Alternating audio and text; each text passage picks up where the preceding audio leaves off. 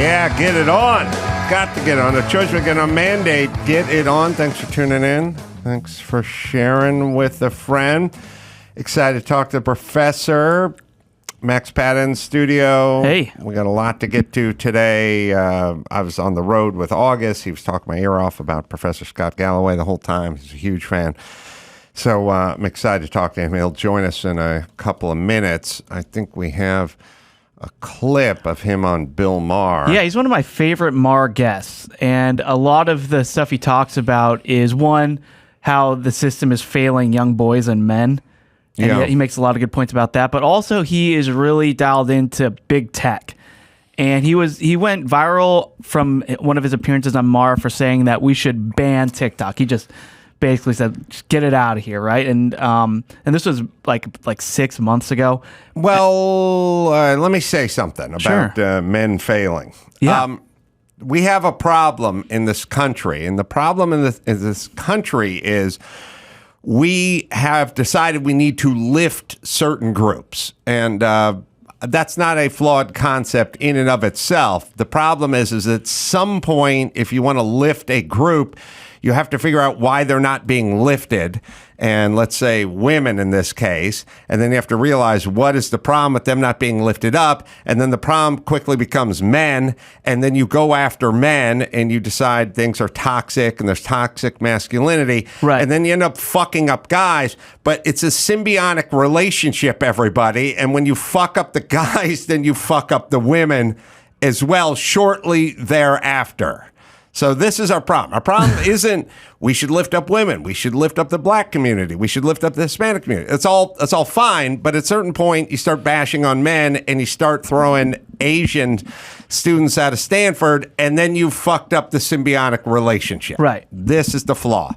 The flaw, it always starts off as we need to pull back the police and have community ambassadors. Like, that all sounds good. I just got back from Portland. It doesn't work out well.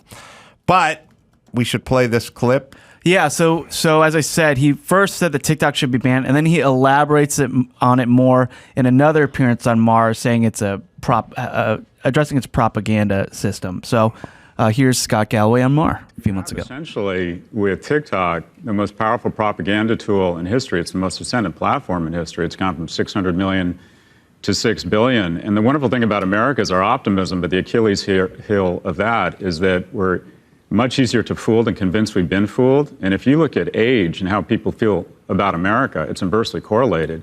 And the negativity around America is positively correlated with consumption of social media and TikTok. And you can't lay this at the feet of all media or social media or TikTok, but what you can say is it's not incumbent upon us to prove that they're not doing it. It's incumbent upon them to prove that they're not doing it.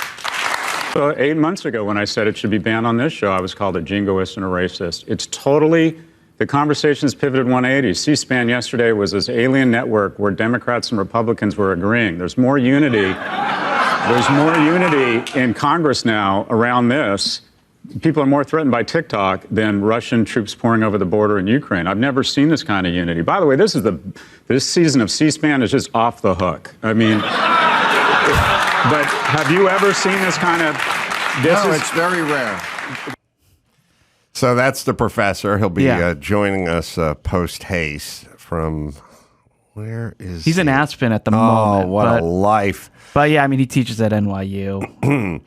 Yeah, I'll revisit our, lots of thoughts about the demise of young boys, and I'll revisit our toxic masculinity vid from 2019. Yeah, that Gillette put together. I was listening to his podcast, and he does another segment called Office Hours where people just leave voicemails and ask him questions. And one woman asked about introducing her daughters to social media and how they do it. Because, like, let's say her daughter's like 12, and how do I do this? Do I ease into it? Because there's a couple different factors. One is social media obviously destroys your mind, but then also not being on social media and everybody else being on social media also has a negative effect too. So it's kind of a weird lose-lose situation. I think at this point, whether it's social media, 24/7 fast food, or pornography, cigarettes, booze, you name it, fentanyl, I don't know how we can avoid it. I just think we need to create strong little individuals who can sort of self-govern. Right. And that is, I don't know that we're at the point where you can remove this from your children any more than you could remove fast food. Like, they have money, they have Apple Pay, everything's open 24 hours. You're going to have to just start self-governing. I know I'm a broken record with this, but that's where I'm at. That's where we should all be. There is no barrier to entry for anything anymore. I mean, I don't know. Is anyone who goes, I'd like to do fentanyl, but I can't afford it? No, it's there. It's there. Fast food is free. It's ubiquitous. It's 24 hours. Everything is just there. Everyone's going to have to kind of get in touch with their inner yogi and start really practicing good and healthy choices and lifestyle choices. And then that's going to veer back to the family. Yeah. You're going to need like a base. Like, I was with my daughter and her friends a couple of days ago. And like, she had one friend who just goes backpacking through Iceland for 2 weeks. Like, no phones, no contact. Oh, interesting. No nothing. Just your backpack. And whatever you pack in, that's all you live off of. Awesome. We don't stop. We don't cater. There's no food trucks. You don't do anything. It's completely and utterly self-imposed to live like essentially one of the Donner Party did 200 years ago. But that's what it's going to take now. Her parents are affluent. She has whatever she wants. Everyone has a smartphone. Everyone is just going to have to be their own zookeeper. Everyone's just going to have to be their own custodian. That's where we're at. First off, things aren't even illegal anymore.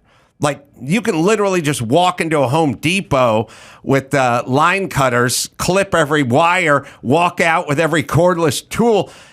The employees can't even stop you. Right. Their cops aren't going to stop. There is no more barriers to entry for anything. We're just going to have to be a self-policing state. And if we do that, then, by the way, we live in a utopia, because we don't need cops and we don't need Home Depot employees stopping us from pushing carts filled with ill-gotten gain out to the truck. All right. So our guest is up. He's here. Oh, there he is. There's Scott Galloway. Good to see you, Scott. I don't know if your mic's heated up or not. It is. Oh, there he is. Up? Good to see you. So I have an associate named Mike August, and he was hyping you the entire weekend. So I'm glad we got to see each other, if not in person, at least digitally.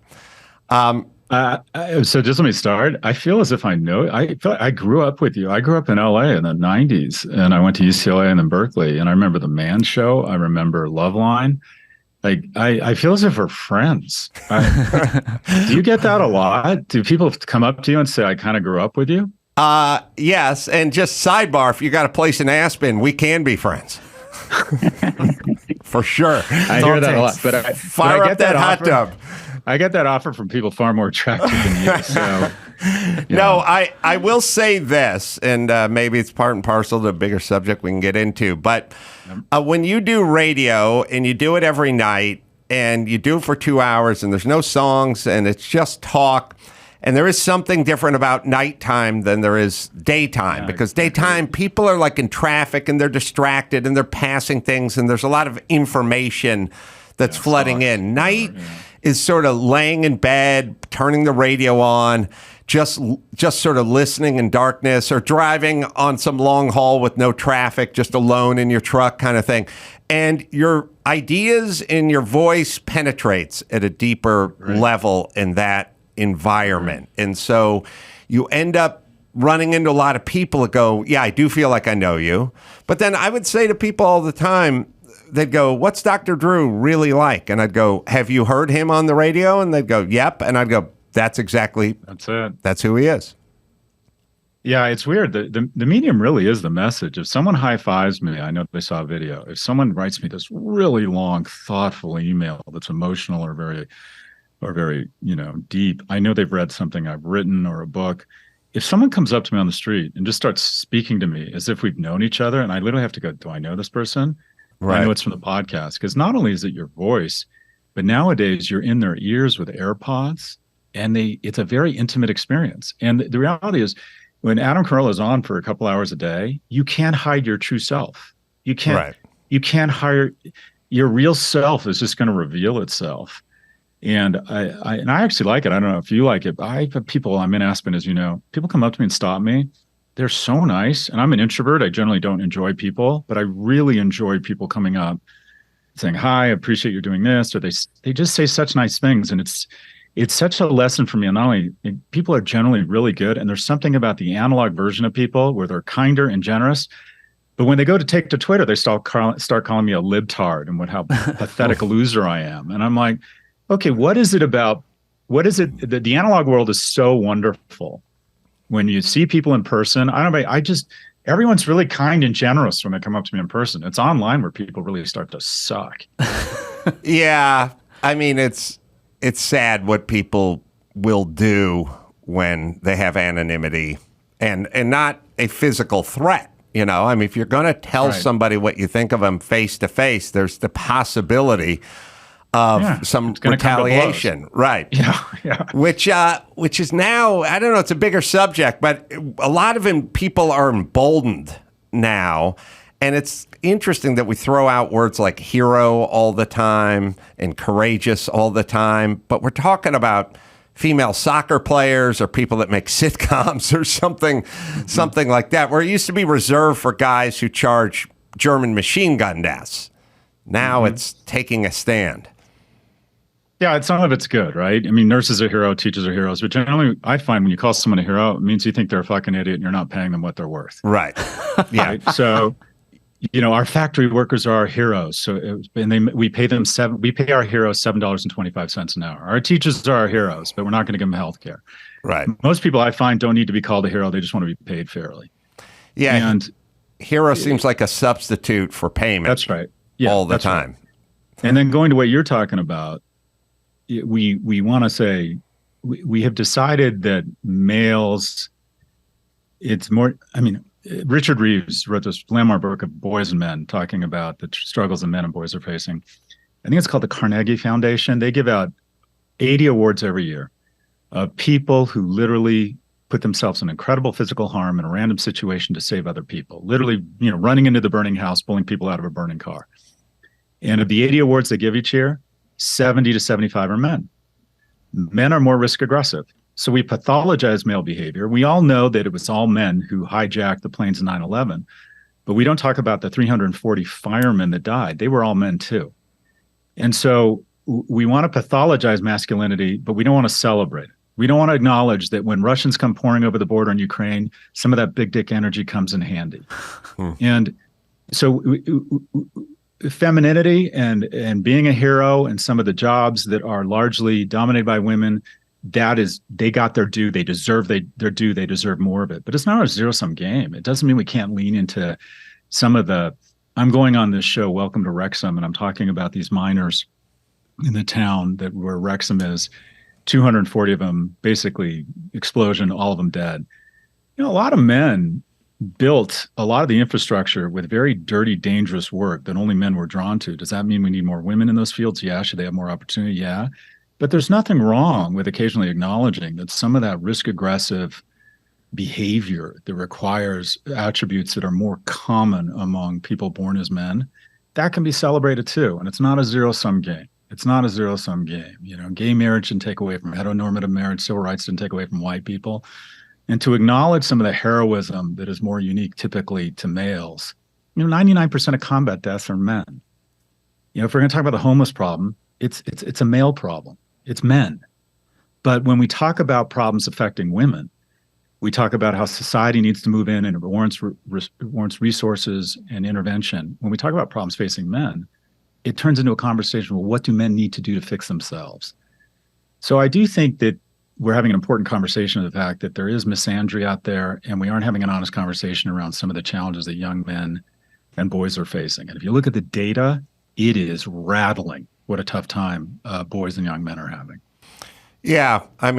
Enrollment in colleges and suicide and all the things you want more of or less of, and men are sort of falling behind in all those departments. And It makes sense because it's been a pretty steady campaign over the last decade plus. I was thinking of you and thinking of talking to you today and thinking back on this Gillette toxic masculinity commercial from 2019 that drove me nuts. And I would challenge people who always want to talk about toxic masculinity. What masculinity is there that's not toxic in your world?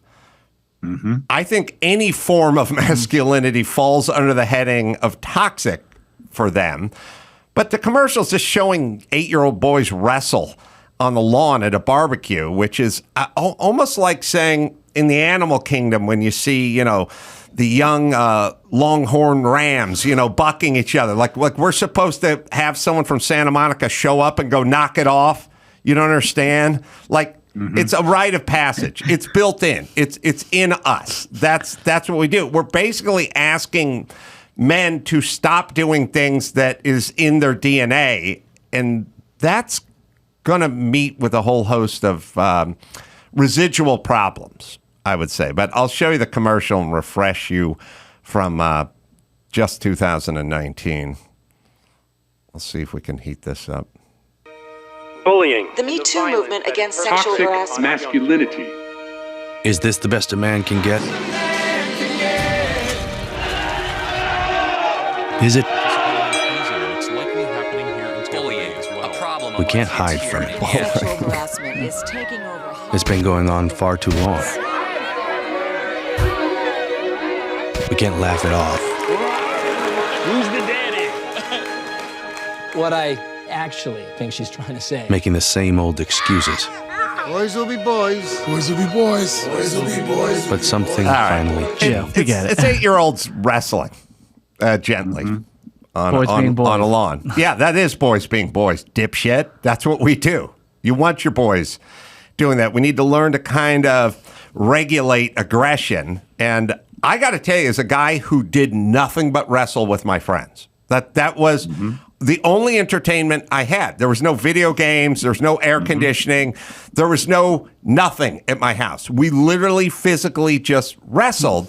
And I had big, strong, aggressive friends. And you had to learn to wrestle right up to this edge of injuring somebody or really, really getting somebody, But it was a great way to kind of regulate. And then you would take that into sports. And then you would just sort of take that into life.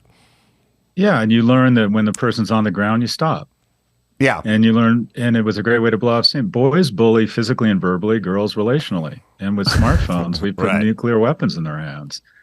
And I know that I couldn't see the commercial you were playing, but I know the commercial. And I in a previous life, I ran an analytics company, and P&G was a client. And I'm not being bold here. I called F.D. Wilder, who was the SVP of innovation there, and a guy named Kanuj Kadas. I'm like, this is so fucking stupid. And the thing about that commercial I hated the most is there's a scene where a good-looking woman walks by, and the guy gets up to go talk to her, and another guy, the modern male, steps in front of him and goes, "Dude, that's not cool." Right. I remember that part. Yeah. And okay, said someone who's already getting laid or already has a mate, or has a family. Are we supposed to meet in the headquarters or the lobby of MSNBC and have our lawyers exchange documents to have coffee? Get this.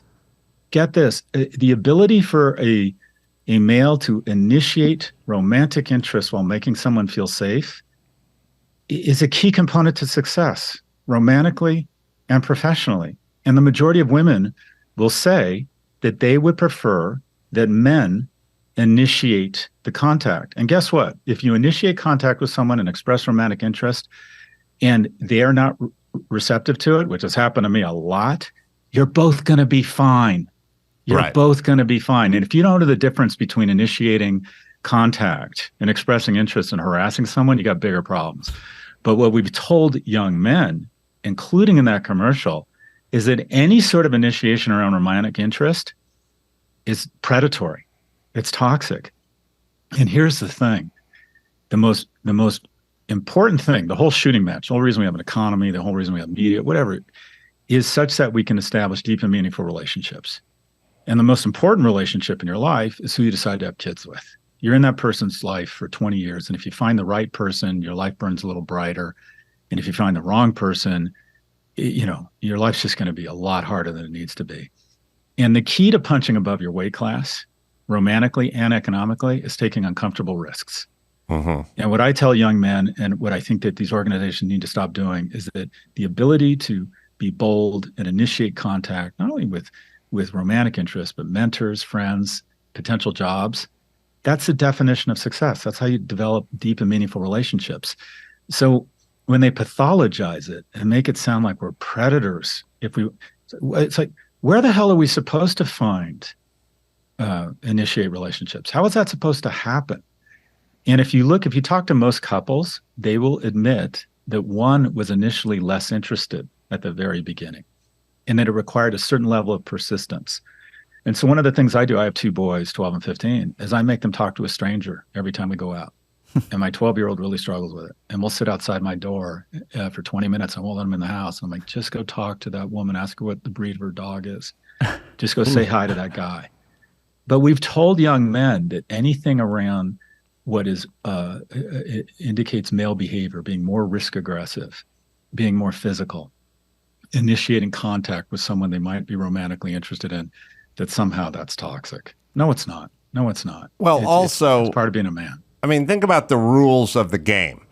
So if you're a woman and you're single and a guy walks up to you and says hi and he's attractive, or you're attracted to him, then it's no harm, no foul. Romantic comedy. This is a great day. You're single. Yeah. He's attractive. You're attracted to him. That's a meet cute.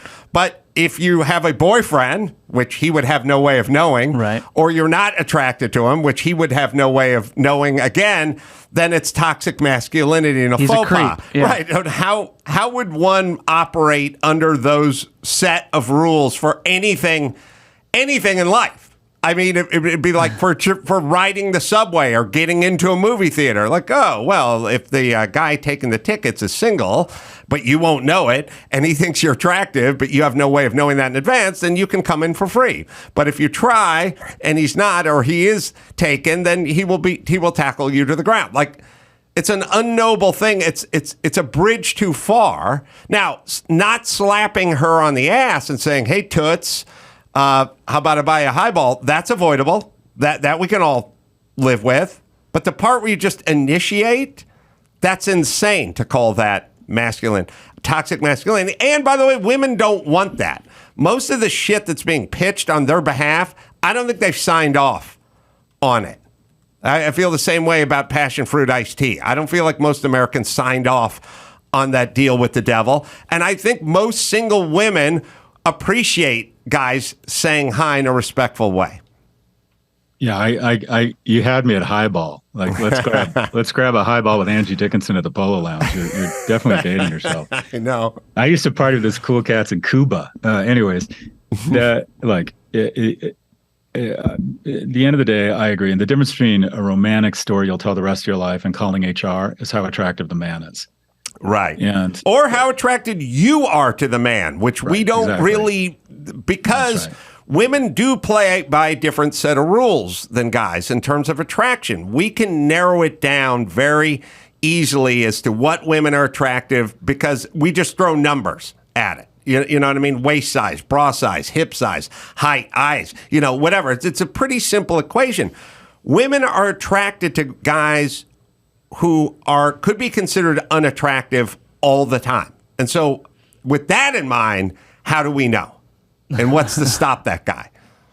So there's some dynamics here. So women are generally, and there's research behind this, are attracted to men for 3 reasons. And if we're going to have an honest conversation, we have to have an honest conversation about mating. First and foremost, they're attracted to men who either have resources or signal the ability to garner resources in the future. It's very biological. They're vulnerable during pregnancy. They want a person who can protect them and protect their children. And that in today's capitalist society mostly comes down to professional success and economic security. 2, they want someone that's intelligent. If you're smart, you're more likely to protect your family. The fastest way to communicate intellect actually is humor. I would bet the majority of women you had relationships with, Adam, was a function of your humor.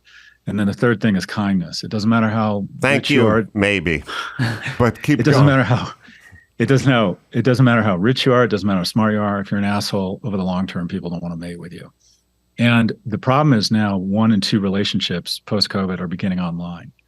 And it's very hard to demonstrate to intelligence and kindness and pheromones and humor and vibe. The wonderful thing about sexuality is there's so many weird things that come into it. Smell. I've always thought if you can make a woman laugh, she'll go on a date with you. You can't get that across online. The only thing you can get across online is kind of how rich you are, your credentials. So if you went to MIT and you just started a KKR and your Rolex accidentally slips into your profile picture, you're going to do just fine on Tinder.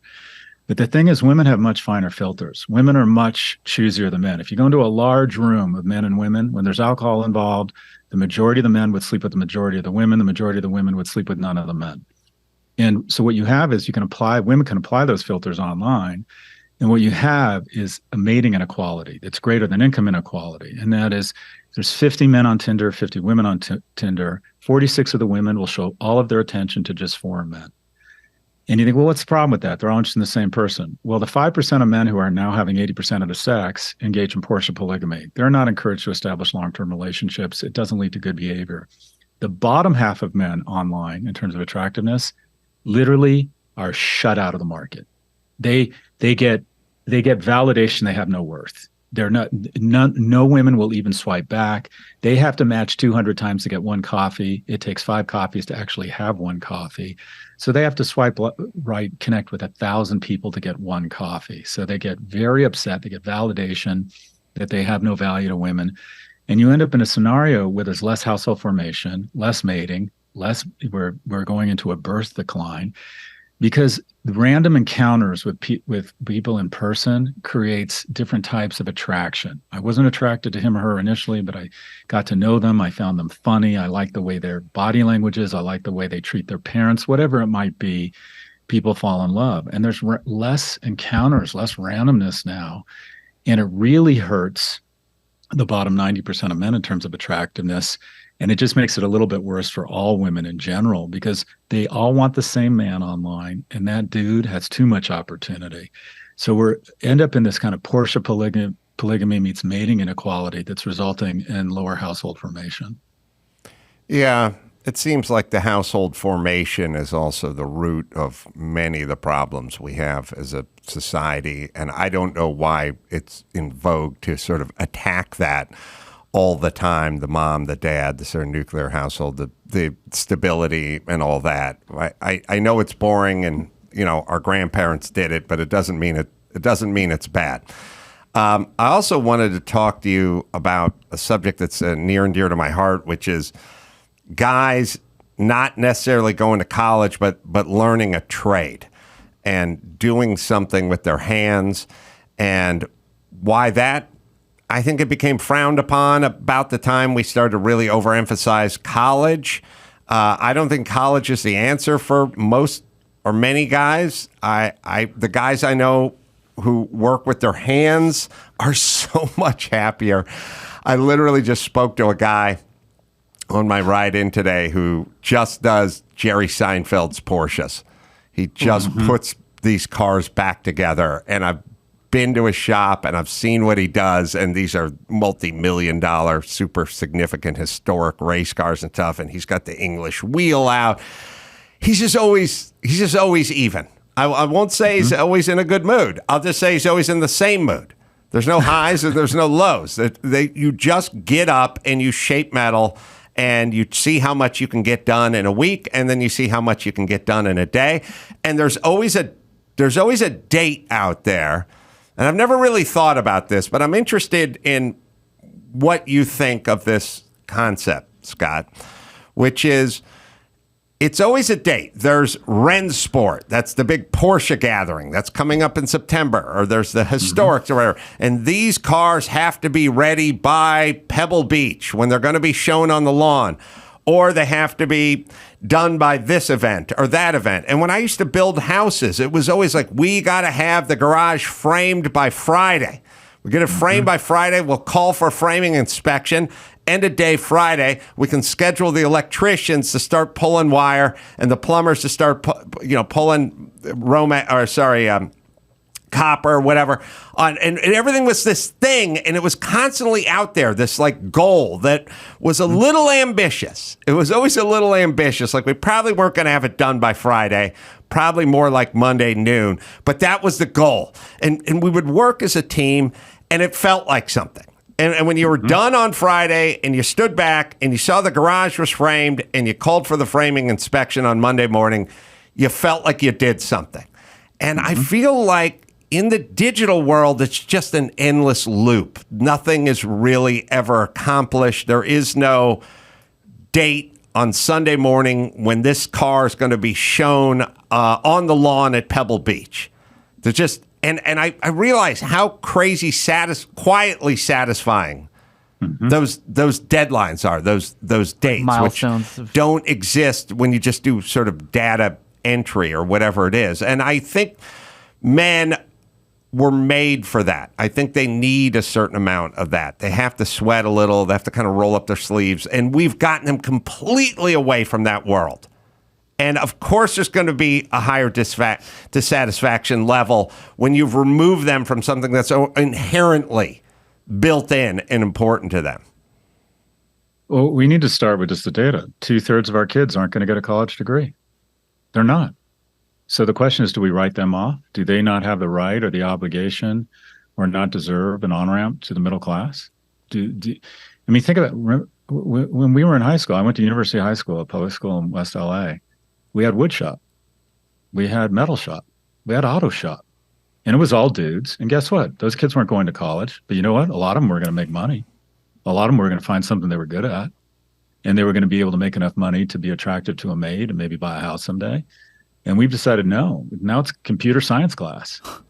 And when you think about, and now when you think about the person we want in college, and I'm a college professor, we essentially reward attributes that are more commonly embraced or are more prone to be more female qualities. Be organized, be mature, don't be physical, sit in your seat, be organized, color code your study guides, your pencil.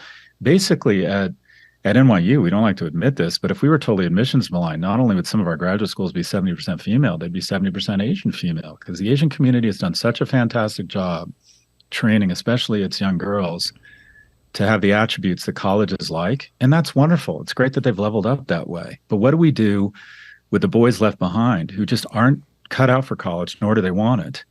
And we've outsourced a lot of the manufacturing jobs. In Germany, 50% of their citizens have vocational certification. In the US, it's 5%. In the UK, on LinkedIn, 11% of the titles are apprentice. In the US, it's 2%.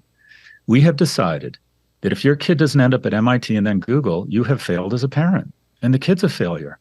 And it creates shame and rage all over America that doesn't need to be there. Because guess what? Anyone who's building a house right now can tell you, if someone can get the skills around plumbing or electric, they're going to make 6 figures by the time they're 30. But no, if they don't get to MIT and they don't end up at KKR or Google or in the information economy, you failed as a parent. So we need to stop shaming people that don't end up at college. We need to let parents off the hook that don't get their kids into college. And we also need a massive investment in vocational training. And I'm going to virtue signal right now. I'm working with UCLA and Berkeley on this. Every university should have 1- and 2-year vocational certificates, whether it's nursing, specialty construction, cybersecurity, plumbing, electric, that says to a kid, let's be honest, you don't have the desire, the inclination, the money, whatever it is, to do a 4-year liberal arts degree. But if you can get your shit together for a year, we're then going to get you on a job site, get you figuring out, we're going to need hundreds of thousands of people who know how to build nuclear power plants. And we're going to have to pay them a lot. And that's a great way to make a living. It's a great way to make a living. And you're right, it feels great to work with your hands. And there's some women who should do it, and some women are going to be great at it. Those jobs are usually more attractive to men. The Infrastructure Act that Biden passed, the Democrats didn't want to talk about it, but 70% of the jobs created there are going to be for men. But we don't want to celebrate that, right? The reality is the majority of the job destruction in the U.S. has really impacted the men who aren't cut out for college. And the question is, do they deserve a shot? I mean, and we have the jobs. If you look at the Main Street economy, we need these people. But instead, it's higher prestige to be a barista at Starbucks writing a script that's never going to get sold at 48 grand a year than it is getting vocational training and being an electrician that starts at $80,000 or $85,000 a year. So we need to massively create many more programs that give men and women the opportunity to learn a trade. I agree. Listen, we need to take a quick break, but we'll come back and then I'll launch into another rant about this. There you go. And we'll do it right after this. So when I talk about Lear Capital, I'm trying to help you understand what portfolio protection can look like. I'm sitting here holding some coins that were sent to me by our new partner at Lear Capital. The world is not what it used to be, and our government is so focused on Ukraine, Russia, China, and 100 other things. Who's looking out for you? Here's a little hard news. Russia and China are discussing a trade group potentially backed by gold. They're trying to ditch the dollar and partner with trade partners like India and Brazil using gold as an alternative currency to the U.S. dollar. So why wouldn't you want to take a peek at owning a little gold for yourself? Do me a favor, go to learadam.com and ask for your free investment guide. Educate yourself and learn more about diversifying or even beginning a portfolio plan. If you go to learadam.com today and buy 1 ounce of gold, my listeners will receive 1 ounce of free silver. That's a BOGO. Buy one, get one. So why wouldn't you do that? Protect your family and a little peace of mind with something you can touch and hold in your hand. Check out learadam.com. That's learadam.com. Professor Scott Galloway has joined us, the Prof G Pod with Scott Galloway's, wherever you find finer pods. Yeah. All right. So I'll just give you, some anecdotal evidence. First, let it be known that when you were listening to me on Loveline in 1997, and we were running all these Sheryl Crow, Save the Music, kids need Mozart, kids need to play the oboe, kids support the arts, are exposed to music, do 3 times better in standardized testing. Mm-hmm. I was screaming in 1997, we need wood shop, we need metal shop, we need auto shop. And then if there's money left over, you can expose them to Beethoven. Mm-hmm. But I need to expose them to work because I went to high school with a bunch of guys who weren't going to college. Nobody picked up any kind of vocational training, and we wandered onto construction sites. But when we wandered onto construction sites, we wandered onto the site with no skill. So we got $7 an hour to dig ditches and haul trash and do donkey work because in a vacuum of skill, all you have is your back. That's all you have is labor. We labored for a while, and then we sort of figured out it'd be a good idea to see if we could pick up some of these skills and work with some of these tools, which I got the notion pretty fast back when I was digging ditches all day that I could get another $2 an hour if I could swing a hammer or learn how a circular saw worked.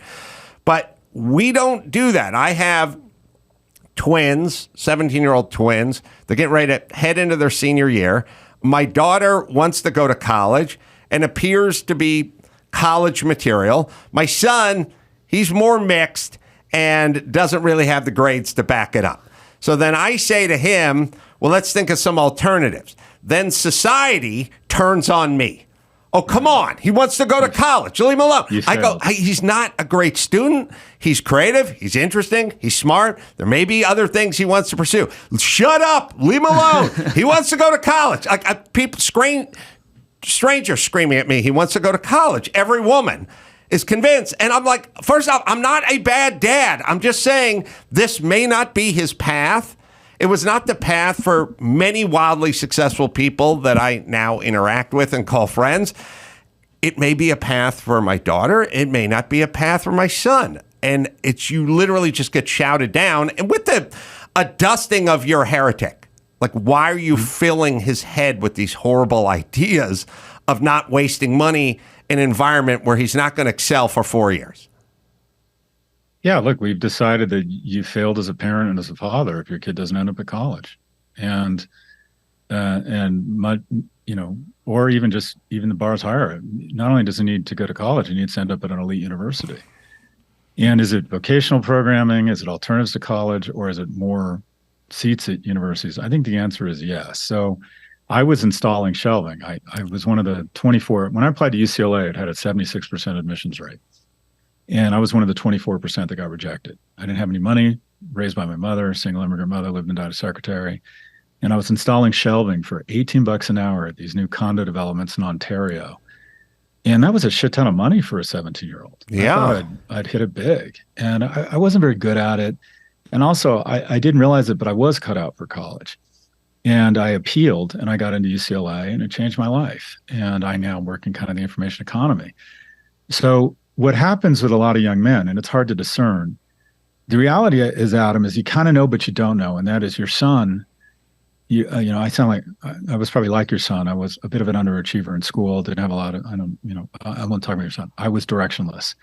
So I wasn't cut out for an elite college university. But because UCLA had the bandwidth to let in a lot of people, I got in, and I rewarded the person who let me into UCLA with a 2.27 GPA. The only thing I graduated with was an innate knowledge of every Planet of the Apes line and how to make bongs out of household items.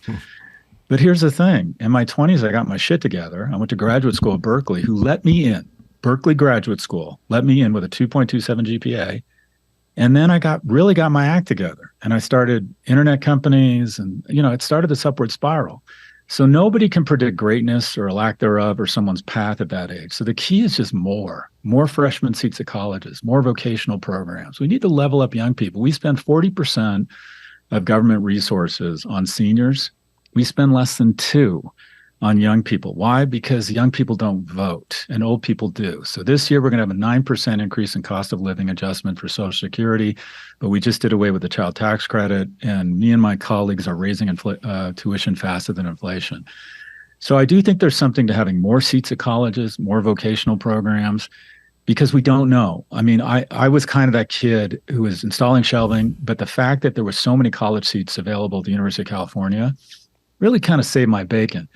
I would have been fine. I'm a talented guy. I would have made money selling cars or fixing shit. I would have figured it out, but nothing like what I've recognized now. So what you're about to go through with your daughter is a soul-crushing experience, unless she's just amazing. Because the strategy we've adopted at elite universities is we said, I know. Every morning, me and my colleagues wake up and we look in the mirror and we say, how do I reduce my accountability while increasing my compensation?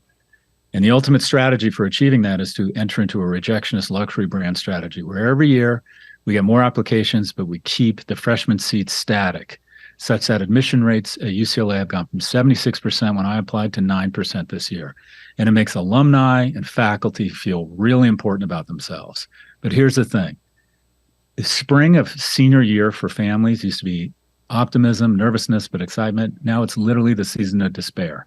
You have a kid who's done everything right, and he or she doesn't get into their first choice. They get arbitraged down to a tier B university that entered into this corrupt cartel pricing that charges you a Mercedes price for a Hyundai product, and households are struggling, and then we end up with kids with just okay degrees with way too much student debt. So the answer is more vocational programs, less shaming, but also more freshman seats, because, I was kind of your son at his age. I wasn't college material. But then I found out as I got older and I matured, I was not only college material, I was going to end up teaching one of those colleges. So the difference between we know how to do this shit. We used to do it. You just needed to be okay to get a great education for free back in the 80s.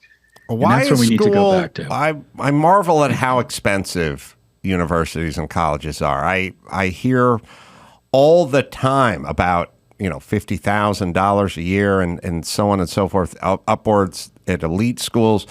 And then I hear all the politicians who want to relieve school debt, and they're angry at the predatory banks and lenders and stuff like that. And then I keep saying, but why are the schools so expensive? Like, sure, you've rung up $175,000 worth of debt, but that was to pay for college. Why is college so expensive? And who's let them sort of get away with this? And they completely fall under no scrutiny. It's a bizarre math, pardon the pun, that everyone just looks at the lenders and the loans and loan forgiveness and everything else, and they never ask, what are they getting for that money, and why is that so expensive? That's the heart of the problem. And that is tuition's up 1,400% in the last 30 years. It's outpaced healthcare costs, vastly outpaced inflation. The cost, so at NYU, the budget for a freshman is $112,000. Room and board and tuition, $112,000. Per year. Per year. That's the budget. Jesus so if you live in New York, or California, and your effective tax rate is 40 or 45%, you got to make $200,000 pre-tax to send your kid to his freshman year or her freshman year at NYU. And how did we get here? Well, you got to make $200,000 dedicated to them. I mean, just for that, right? You got to be rich. Yeah, you can't pay your mortgage off of that. Elite colleges have effectively become the domain for two types of people: the children of rich people and the freakishly remarkable. And I can prove to 99% of us, our kids aren't in the top 1%. This isn't the Hunger Games. We shouldn't be trying to figure out how to make the 1% richer and richer. We should be trying to figure out how to take unremarkable kids and give them a shot. And the reason it's gotten so expensive is that me and my colleagues realized the ultimate business strategy was the LVMH strategy of restricting supply, artificially constraining supply. Harvard sits on the endowment of the GDP of Costa Rica. If Harvard stacked its endowment in $100 bills, few satellites could clear it. Most satellites would run into it. It would reach, I think, something like 260 miles into the atmosphere, but they're only going to let in 1,500 freshmen. Yeah, their endowments into the billions. $51 billion. But they get 55,000 applications, but they're only going to let in 1,500 students. And the analogy I would use is, say you had this drug, and if you take this drug, you're going to make more money probably, more likely to not be depressed, less likely to be obese, more likely not to use a gun, much less likely to go to prison, more likely to have kids. And you started hoarding that drug. That drug is called higher education. It's not for everybody, but a lot of people would benefit from it. So what we do as the pharmaceutical company is like, well, if we only have a limited amount of it, we can charge $112,000 a year. What me and my colleagues have done is corrupt, and we come up with new departments and new administrative functions. Administrative bloat has gone crazy. The Rolexification of campuses. When I was at UCLA, it was fine, but it wasn't nice. It was like a bowling alley and shitty buildings, but it was $400 a semester. Now I go back and it looks like the Ritz-Carlton Bel Air.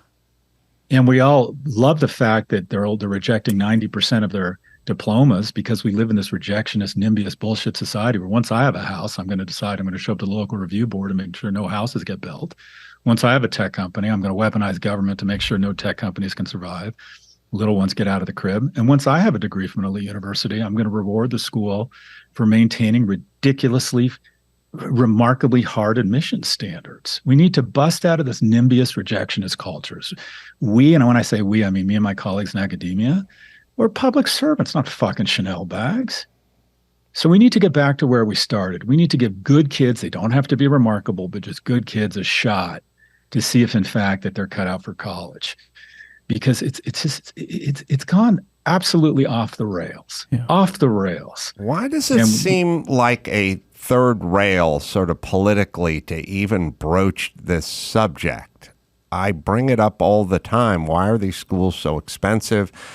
I don't get what they're doing. It's hard to even make the argument, and we've been doing it for several months, maybe more, maybe a year, about student loan forgiveness. How do you have that conversation, which we've had a robust conversation about in this country, and not bring up what the student loan is for and why are they charging so much and how did we run up such a tab? I mean, it's sort of like saying we should forgive the bill for this restaurant because you owe this restaurant $186,000 and we need to forgive it, but nobody raises their hand and goes, they charge $2,000 for calamari.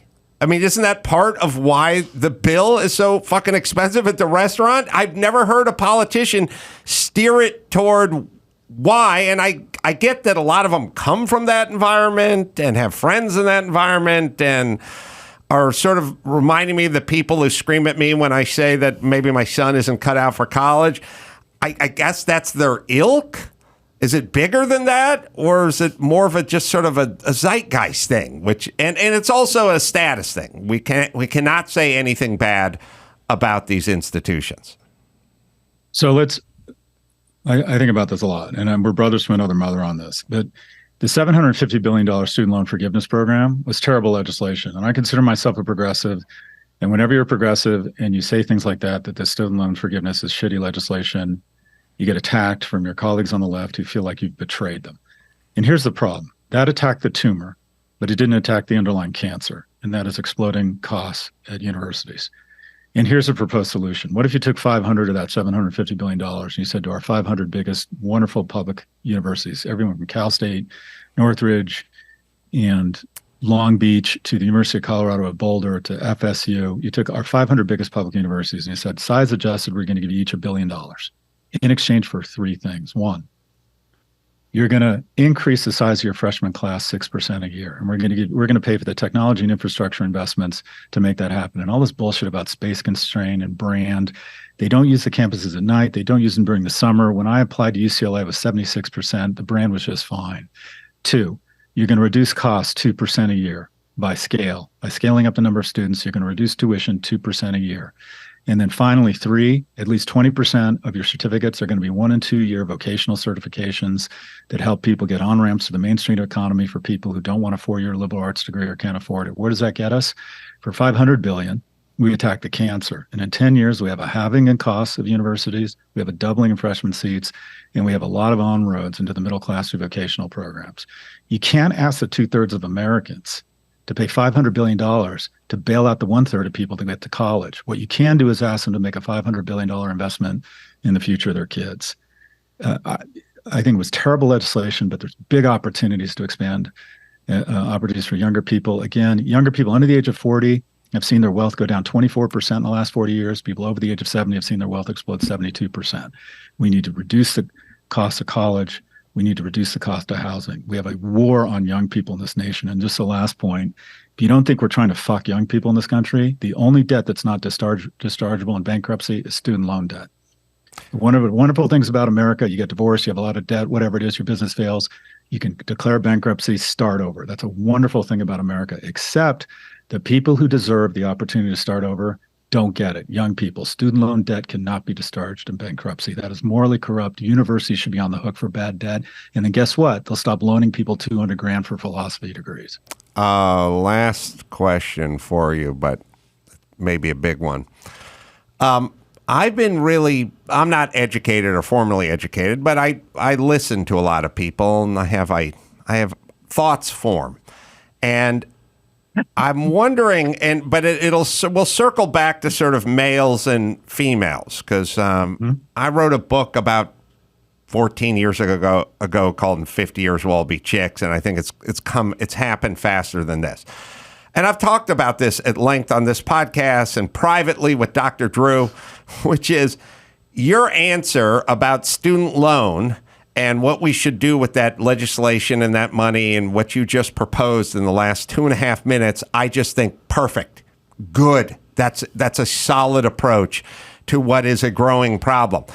But then I hear politicians speak and I realize we're in kind of a weird circle talk moment in time. When I hear Kamala Harris speak, it's just a circle talk. As she's talking about people coming to the table, she's talking about us being better together. She's talking about, it's all platitude circle talk. When I hear Michelle Obama and Oprah talk, I hear platitude circle talk. I hear a lot of politicians do platitude circle talk, which is satisfying, I think, to women. It's wildly unsatisfying to me and men who are traditionally wired in a more masculine way. I want a plan. I want boots on the ground. I want to enact something. I want to crunch the numbers. I don't want the no child left behind and everyone deserves dignity and world-class, all the platitude stuff.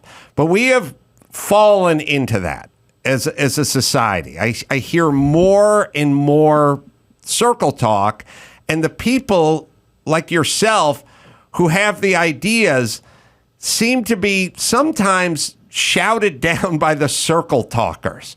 And it'll apply to homelessness. It'll apply to Black Lives Matter. It'll apply to the border. It'll apply to education. It'll apply to economy. It applies to everything. There's a circle talk version of everything where nothing gets fixed. Feels sort of satisfying to some people, but wildly unsatisfying to me. Thoughts? So I think there's problems on both ends of the political spectrum. The first is we have minority rule, and that is people on the far left and the far right run our government. Because of gerrymandering and what gets media attention, we basically have, the squad on the left, or we have Ted Cruz and Jim Jordan on the right.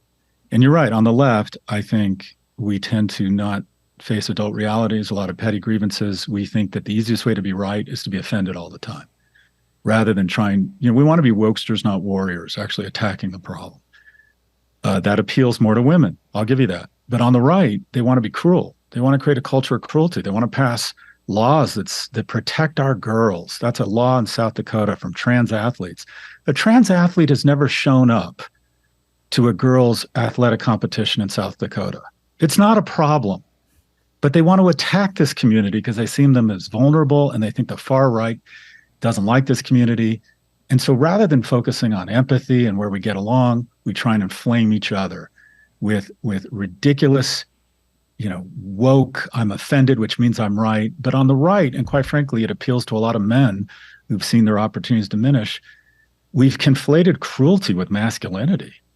I mean, some of the things that the people on the far right say, we're so desperate for a non-starch, non-politically correct narrative that they just say things that are just, quite frankly, just quite ugly and aren't going to do anything but alienate us from one another. Some people, the left wants to let the LGBT community kind of define the political agenda. Maybe we shouldn't be talking as much about bathrooms on the left as we're talking about. At the same time, on the right, they want to demonize this community. Where can we come together? 1 in 5 LGBTQ youth will try and kill themselves. Everyone on the left and the right thinks we don't want our young people killing themselves. So what programs can we have to ensure that all young kids get more mental health counseling and training, especially boys who no longer have a male role model in their life? That's a single point of failure we identify for when young men become much more prone to suicide. But instead, because of social media and because of gerrymandering, we reward these cruel on the right and these non-realistic kind of woke, overly sensitive notions on the left. And the majority of us say, okay, where's their overlap? We don't want teen suicide. We want economic growth. We want more affordable college. So let's elect people who say, okay, my job isn't to just shit on the other side and raise more money and then wash, rinse, repeat. It's actually pass programs. The generosity of California taxpayers and the vision of the Regents of the University of California are the reason I'm in Aspen. It's the reason I'm talking to you. So can't we agree that there's some great things and great programs that we should offer to all kids as opposed to trying to demonize each other? But I do think the pathology on the right that appeals more to males about being cruelty is no less bad than the pathology on the left of not facing adult realities. I think both parties have a lot to deal with here. Yeah, but I think the left has far-reaching consequences, whereas the right is cruel, and I'm not a fan of it, but it doesn't affect as many and in larger scale. For instance, homelessness. I think women seeking family planning would like to have a word at them. Yeah, I get it. I just don't think it falls under the heading of the border or homelessness or people not being able to afford a house in California. All right. But we have minor disagreements, and that's fine. Professor Scott Galloway, see what we're doing, politicians? We're having a civil discourse here. The Professor G Pod with Scott Galloway is where you go. Our friend Mike August listens every day, and I will be listening now as well. Come out and see us when you're out in L.A. next time you do MAR or whatever else. I mean this sincerely. I would love to grab drinks with you. I grew up with you. And Let's do it. You thread the needle between being kind of unafraid of blowback and being funny, but also trying to touch on issues. I think I like what Sam Harris says, if you have economic security and people in your life that love you, you have an obligation to speak your mind. And my brother, you have done that for a good 3 decades. I would really like to get together and have drinks with you. Well, we'll arrange it off the air because I'd love to as well. It's great to see you, my friend. All right. We will take a break. We'll bring in comedian Jon Gabrus. Saying that right? Jon Gabrus. We'll talk to him. He's not so much a stand-up, but a humorist. We'll talk to him right after this. Let me tell you about Angie homeowners. You know, it's a lot of work to own a home, whether it's everyday maintenance, repairs, or dream projects. It can be hard to even know where to start. All you need is Angie, your home for everything home. Find a skilled local pro who will deliver quality and experience. Over 20 years of home service experience. Bring them your project online or with the Angie app. Answer a few questions and Angie handles the rest. Look, you're busy. You don't have time to do all this stuff. Let Angie handle it. Take care of just about any home project in just a few taps. Download the free Angie mobile app today or visit online. Visit Angie.com. That's ANGI.com. ANGI.com. That's Angie. Let them do all the heavy lifting. Jon Gabrus has joined us. He's got a series which is streaming now on Max. 101 Places to Party Before You Die. So I want to know about that. Also, podcast High and Mighty and Action Boyz Action. His action movie nut. Good to see you. Good to see you too. Thanks for having me, man. This is kind of surreal for me as someone who is 40 years old and grew up watching, Man Show, into listening to you and jerking off with a microwave tomato because I overheard it on your show, shit like that. Was that a microwave tomato or melon rind? I can't remember. Whoever it was, I was like, they're saying it like it's bad, but I bet you they did it wrong. And turns out it's bad. The inside gets hotter than you think in a microwave. Yeah. I don't, as long as we're talking about microwaves, I want them to open a store at the mall called the Microwave Store because I can't tell the difference when I heat up coffee in a mug. 3 out of 10, only the mug gets hot. The contents remain the same, and you grab the handle, and you're like, fuck, or the plates are that way, too.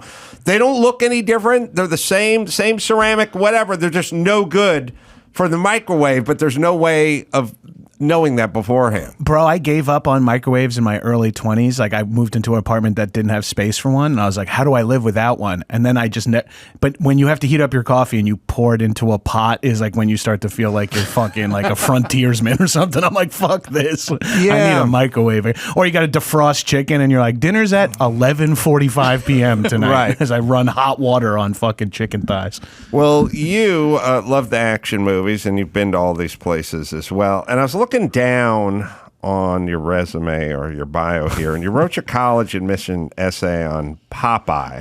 Yeah, I don't know how the and I was and now I'm thinking about Robin Williams, and I watched the movie Cadillac Man. Oh, I haven't seen that in forever. Yeah, weird. Didn't need to be made. Not sure if it falls under the heading of action. Tim Robbins jumps into it about halfway in and shoots a gun, and it's horrible. And I guess it was cocaine. I guess everyone just did cocaine. Yeah, that seems to be a line item on 100 or so movies from the 80s and 90s where you're like, oh, this is just like coke and a screenwriter working together here. It helps explain a lot of the art you see in that era. Yeah, on like Caddyshack, they had it in the budget or something like that. People really? They were like, yeah, what's this? They were like, oh, that's just, prop stuff that we need. And it was just like people delivering fucking yak to every set. It wasn't really considered bad for you at a certain time in this country's history. We're so productivity based here that it's like we're such a pro-coffee country. It's like, why wouldn't we be pro-cocaine as well? It's like people are getting deals done. That's like, well, if cocaine, I mean, if you do it this way, you go, all right, anyone's done a production at some point when you get into hour 9, someone's going on a coffee run. Yeah. All right, so that's a coffee run. Why? Well, energy's low and we want to caffeinate ourselves, right? And then some people grab a Red Bull or a Rockstar and you go, all right, well, that's like Starbucks times 2. But cocaine is really just the next iteration. I mean, logically, it's just like drinking 17 cups of coffee. It makes sense in Hollywood sets where they'll like make you like a buffalo chicken wrap in between meals. Like they care so much about the talent and the crew to like keep them energized that you could imagine back in the day just like the camera assistant putting a spoon under the DP's nose or something like that. Just because, hey, we're shooting overnights, boys. Yeah. And we didn't know that it was going to rack everyone's nasal cavities and finances over the next 20 years. Pre-AIDS, pre-AIDS, mid-coke, best time to be in Hollywood. It was considered good for you. If you wanted to hang with a 14-year-old in the hot tub, that was your business. Like, we weren't going to judge. Like, of course, everyone acted fucking horribly because we let them do whatever they wanted to do. They were like, "Are you kidding me? You're making money for me, Louis Mayer. You can fuck and do whatever." And we have the DA in our pocket. We had it was even more corrupt than it is now, where it was just like, oh, we'll kill stories, we'll kill court cases, we'll kill investigations on behalf of our big stars. Yeah. I mean, watching that, I just watched the whole Rock Hudson doc. Was it Netflix? Can't remember where I saw it. HBO. Yeah. Or Max. I mean, even after he had full-blown AIDS, he was still like, I don't have AIDS. Just doing, he doesn't have AIDS. He's dehydrated. I mean, like Errol Flynn is like on camera like dozens of times being like, I love young women, and just lawsuits disappearing against it. Like young girls being like, I drank something weird at his house. Yeah. And then just studios being like, that's Robin Hood. Let's not talk about it. Yeah. Simpler times. Yeah. Man, the good old days, I tell you that much. So where have you gone that really stands out on your journeys for drinking and eating and partying, general debauchery? Well, we went to like some of the classic party locations, but one that stood out weirdly enough was Richmond, Virginia. I was not prepared. I'm from New York, so like the idea of Virginia, that's just rednecks in my mind. And then when you go there and you're like, it's a college town, and there's like a big hardcore music scene and a big hip hop music scene. So like, when those people age out of that or give up on those careers, they do cool, fucking interesting things like dope restaurants and bars and stuff, kind of by like young, full sleeved up, like interesting cats all around there. And I was truly blown away by it because, like I'm such a, I guess, coastal elite, having only lived in New York City and Los Angeles. I'm like, what the fuck? And then you go there and you're like, this place fucking rules. And then you're like, drinking beers and cocktails for the cost of what beers and cocktails should be, and it feels like you feel, and then you go get food and you're like, this is one of the best burgers I've ever had, and it's like, it's $7, and you're like, and not that, I hope that doesn't come across as condescending to the Virginians, this, it's a state for lovers, but I was just truly taken aback by like how cool. And then all these like third size cities now have like these like developing like cool bar and restaurant scenes, and like, where you're like, everybody who's from like, oh dude, you're gonna love it here, man. There's no cars allowed in the city center, and it's like it's all the same shit everywhere, but it's a fucking delight. And places like Virginia have like crazy long history too, so you get a little like both sides there. You get all the cool new shit, and then you get to go to the graveyard made up of Confederate soldiers as well. Yeah, and just kind of brag about winning the whole I just got back from Idaho. There you go. And they have now my prerequisite for towns I may move to, they have a P.F. Chang's, they have a Top Golf, and they have a Spearmint Rhino. All within like 3 miles of that's your Airbnb search. Yeah, it's kind of like me saying I don't even golf, but I like a city that's evolved enough. If it has a Top Golf, what else does that mean for the city? Yeah. Right. It means there's 2 car washes. Right. Some places have a walking score. He has a living score. It just needs those places to exist. Yeah, like I want to be able to get a cold brew. That's like my my bottom line. Like I don't want to be like, really, and I just want to get a cold brew. An iced coffee. Yeah. I kind of want oat milk too, and I'm prepared to look some redneck in the eyes and ask for it and see what happens. They've all come a long way fast. Yeah, these places that we would have never. I'm from LA, moving to Idaho, living in Idaho. I didn't know anyone who lived in Idaho. I never heard. I couldn't find it on the map, but now. They got their shit together fast. I was humbled. I went to Boise recently, and now I say Boise to sound cool because I always said Boise. Right. But when I went recently, I was humiliated to find out where it was on the map based on where I thought it was. I was like, it's right over there by Michigan. People are like, what the fuck are you talking about? And I'm like, oh, is that Iowa? They're like, are you just confusing states? And I'm like, oh man, everything they say about me is true. I didn't. We flew from Burbank to Boise. It's like 45 minutes. It took an hour and 20 minutes. I was like, no way Idaho's this close.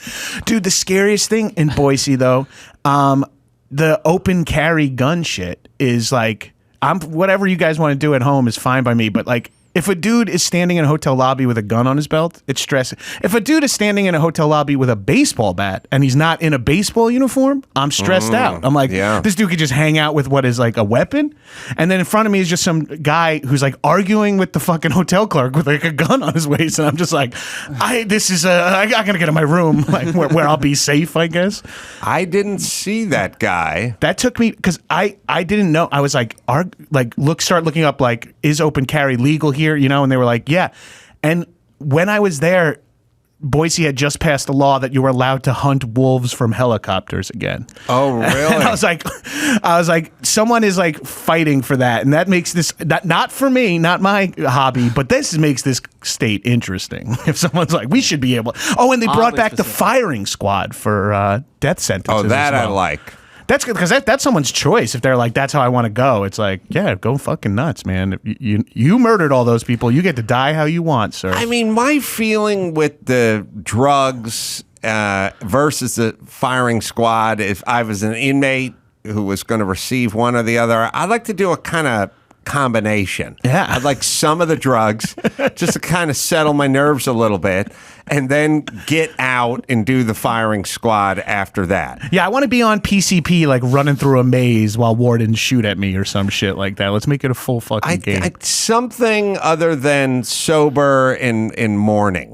Right. And I never have figured out the last meal, because you go out to dinner with your girlfriend and you get into an argument, the fucking meal is ruined. Yeah, you don't want. But what if you're going to be killed momentarily? I have such do you anxiety. think you'd be going for like, could we get more guac? Like, I don't think I could. I think I would throw up the second I put a chip in my mouth. I think I would aim for like a spite diarrhea. Like I would just like go for something that would make me, when I got electrocuted or injected, I'd be like, now you also have to clean me up, you assholes, if you're going to kill me. Yeah. But I can't even make a decision about a meal ever. You know what I mean? Like, it's too overwhelming for me, which is like, that goes to show you how kind of soft and easy my life is that I'm like, the menu at this place is enormous. I'll never choose. So if I'm at fucking last meal status, I'll be asking all the loophole questions. I'd be like, I'd be so annoying. I'd be like, it's a game. I'd be like, can I order from multiple restaurants? Does it have to be stuff that's only in the kitchen? Like, I'd ask all those semantical questions to the point where the warden's just like pushes the fucking needle before I begin. I'm like, well, can I have a diet, Dr. Pet? Shut the fuck up, guy. Yeah, you're right. I would be annoyed because I would order like coleslaw and I would get too many bits of green apples and golden raisins in it, and I'd be like, come on, I just fucking want coleslaw. It's like my Nana last used one, to make it. And I'd be picking shit out of it, and they'd be going, come on, let's hurry it up. And I go, I would, but I got to pick all these fucking green apples and golden raisins out of this fucking coleslaw. Should have never been introduced. I wanted the KFC variety.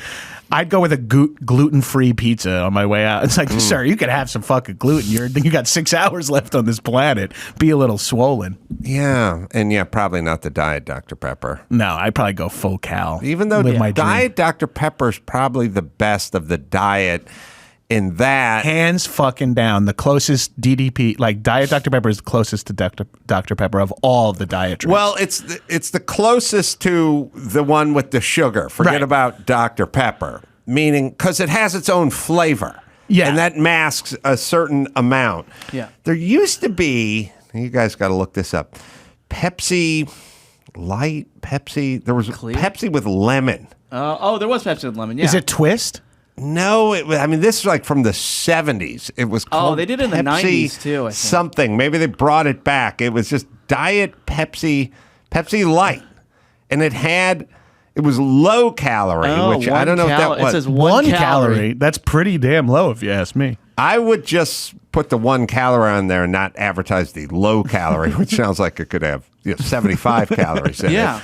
But it tasted pretty good because you were kind of tasting the lemon, and that was eating up a lot of the shitty taste of the Diet the Diet Cola. Interesting. When you would get like a fountain Diet Coke back in the day, they would default a lemon in there, but not for a regular Coke. Right. It felt like, yeah, it was like a distinctive, like, this will mask some of the aspartame and like help you choke this down or whatever. Yeah, it was basically what the car air freshener would do in the stinky cab in New York, which is like, we're getting some BO, but we're also You're trying to aim your nostril at the fucking thing, like off the AC vent. Right. It also smells a little bit of pine. It smells like the guy used pine deodorant and kind of sweat through it. I got the driver's smell, the air freshener smell, the guy who was in here before me smell. Like, you know, and then I'm bringing my own fucking nasty heat in here too. Yeah. But you love your own brand. Should we do a little Rotten Tomatoes game? I'm trying to think. We were going to do that. Yeah, we can. I didn't prep him on it, so. Oh, well, prep is easy. I just feel like prep me. Yeah, well, we know you love movies, so we play a game called the Rotten Tomatoes game, where we get a movie and we all just collectively guess what that Rotten Tomatoes score is. Well, we each guess, and then we do 5 rounds. Whoever gets closest overall wins. All right. Yeah. Yeah. 0 to 100%. Consider myself prepped. Yeah, you're prepped. It's the critics score. Okay. By the way, saw Oppenheimer over the weekend. In IMAX, 70 millimeter. In IMAX, yeah. August fell asleep. Was pissed off, said it was way too long. I love when August gets mad. He's mad. It was a great movie that was too long. And I'm not sure. I don't want to. All right, here's what I said. Don't you dare. Yeah, here's what I will say. Yeah. They made a movie called Sully about Captain Sullenberger, right? Yeah. And the guy, all he did was save 175 souls, right? Like his double bird strike, couldn't make it back to LaGuardia, turn and flares it right onto the Hudson. Yeah. Doesn't not a pair of shoes ruined in this, right? But then you got to make this whole movie about where he's brought up with the NTSB, and they're like, and what were you thinking? I stand by Sully's decision to crash land. He's a fucking hero. It's going to be really hard to convince us that he was in real jeopardy after being on Letterman, earlier that week and getting the Congressional Medal of Honor. But they had to weave that into, like, you may be in trouble. He's fighting for his career here. I don't think it really existed, and I talked to some guys who they're like, look, the FAA has to do this. They have to investigate They have to have this conversation. But there's no way he's sweating bullets and they're pointing their finger. And not like Denzel in Flight. Like that dude deserved it. That guy went through a mini bar. I feel like there was a lot of that at the end of Oppenheimer, and I don't know if it existed or not, but I don't think the guy won the war. He ended the war for this country. He's pretty much a national hero. I don't know that we need the last 45 minutes of him on the hot seat. That's all. But yeah, that's just because he was friends with a communist once, and we were like, they have to clear this up for real. Like, that's the most important. Like, I think the guy was kind of pro-America. He helped out enough, I think. Yeah. I enjoyed Oppenheimer. I did too. Yeah. But when Mike fell asleep, he was angry. And he did say, all right, could have trimmed, some time at the end, kind of went in a circle there for a while. It's objectively long. It's objectively a long picture. Okay, I'll buy that. Could have, didn't need, Rami Malek's character did not need to be in that movie, is what I'm saying. There's 3 guys you could have just went, you don't really need this. We're 2 hours and 21 minutes. We don't need you in this movie. You're not doing anything. Yeah, not to be too spoilery, but there's a full movie after they test the bomb. Yes. Get your money's worth, though. Yeah. All right. Should we play the game? Let's go. Dawson?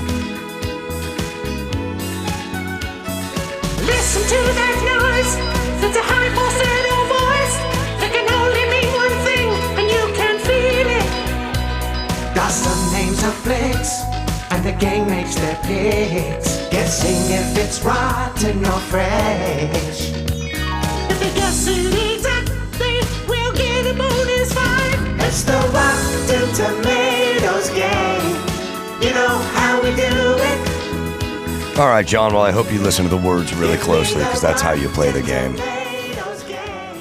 Today, our theme is With a generation of young men struggling to find a purpose and even a home of their own, we've decided to theme this game on similar struggles of man-children throughout cinema. After he lets it slip to his coworkers that he's never been with a woman, a nerd with a lot of action figures and even more chest hair sets out on a journey to finally use it before he loses it. Original concept by Adam Carolla and Jimmy Kimmel. Ugh. This one starring Steve Carell from 2005, The 40-Year-Old Virgin. Yeah, we pitched Ivan Reitman a movie. We wrote a movie with Ivan Reitman, me and Jimmy, but at some point I just pitched him like the 37-year-old virgin. Jimmy's a virgin. I'm his buddy. I'm taking him to Tijuana. It's a road trip, buddy. And he was like, nobody's going to believe a 37-year-old virgin. Yeah. Nobody. And he yelled at us. You're off by 3 years. Yeah, and then this movie came out like 2 years later or whatever. Oof. Great movie. Yeah. A lot of laughs. A lot of laughs. Changed like the way comedies came out afterwards. Yeah.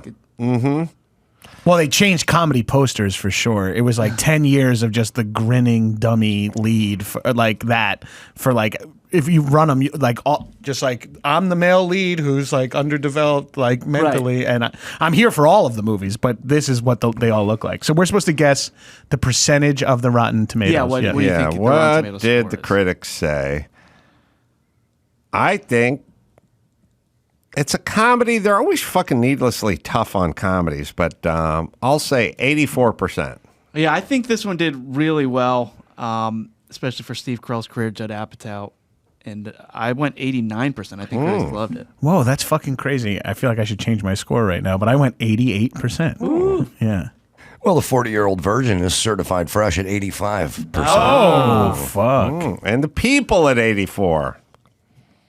In order to inherit his fed-up father's hotel empire, an immature and lazy man must repeat grades 1 through 12 all over again, starring Adam Sandler. Eric! From 1995, Billy Madison. I had a dream last night that me and Adam Sandler were hanging out, trying to figure out a place to play pickup basketball.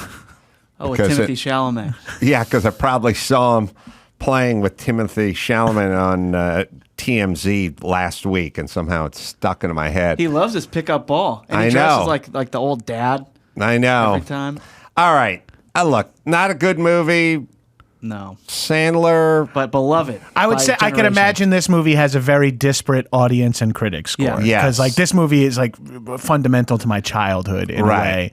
But I could picture also these movies that predate Rotten Tomatoes coming out when, you know, like drmoviebutt.com wasn't like fucking juicing up the score a little bit. You know, this is like Pauline Kael wrote a review of Billy Madison. I'm sure she didn't. Yeah. I'm going to go. All right, hold on. Don't say what your number is out loud. It had heart, and he's very likable. All right, Yeah. we in. Launched his movie career. Shampoo is better. Sorry, I could quote this movie all day. 43%. I think it should be just barely fresh at 61%. I went 73%. Ooh. Bold. Billy Madison is rotten. Oh. That's 40%. Wow. God damn. Oh, well, look, 79. Yeah, the people at 79. millions. Yeah, critics are too big of snobs to But see, enjoy also, this. like, it only has 48 ratings. Now, like, when a movie comes out, it has, like, 2,100 ratings. So Right. it could, like, juice the average a little bit. Back then, in 1995, there wasn't, like, a guy with a fucking chin beard who hosts a YouTube show that would count towards it. This Yeah. was all fucking intellectual assholes. Yeah, writing for a paper of some sort. Yeah. Our next film is more of a story about a child man than a man-child. A 12-year-old makes a wish that turns him 30 and travels to New York to work at a toy company. Will the pressures of adulthood be too much to handle? Tom Hanks, Elizabeth Perkins, and Robert Loggia from 1988. Big.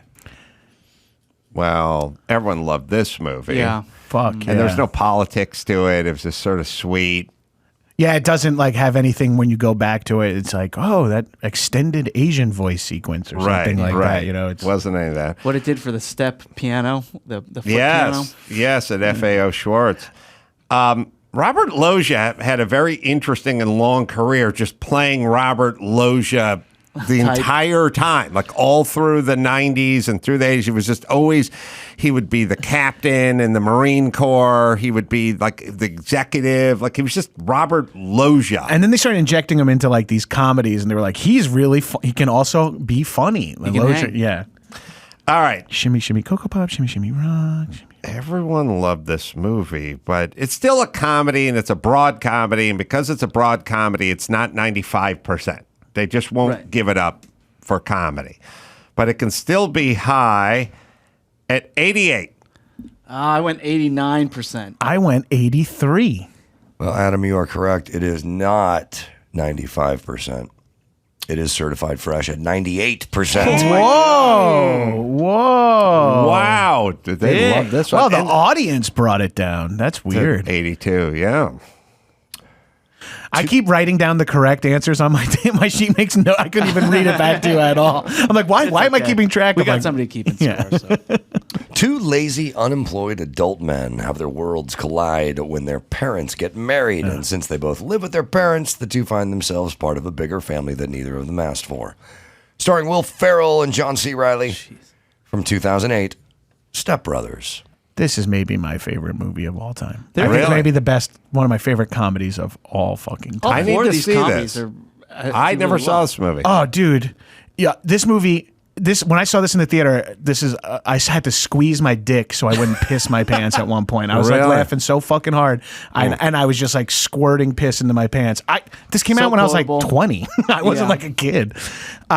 It's a movie that's so fucking good, but if they move it 5% more serious, it's a movie about two developmentally disabled adults, and it's a super depressing story. But as is, it's one of the funniest fucking movies They're ever. talking about remaking it even. Oh, really? I don't know. Well, I was watching one of those entertainment shows, and they said it was a 15-year anniversary or the something 20-year. What year is it? Sorry. Is it 15? 2008. Yeah, the 15-year anniversary of this movie.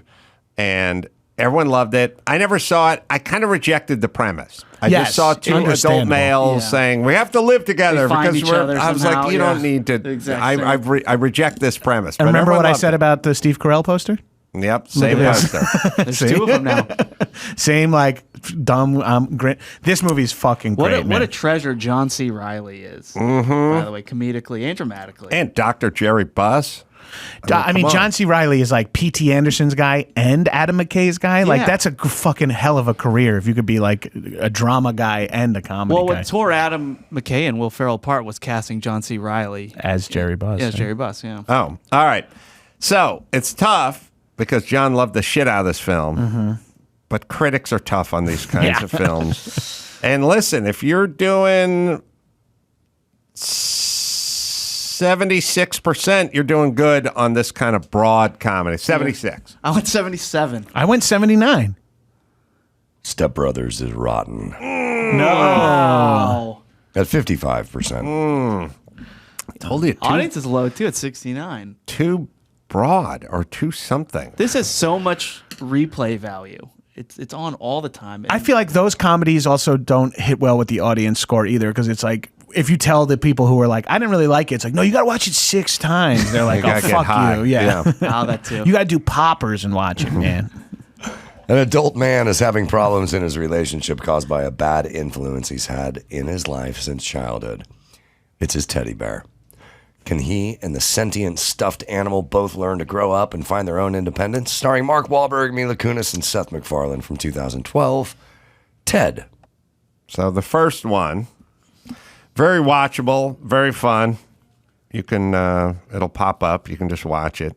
Yeah, Seth MacFarlane had a lot of heat when he made this.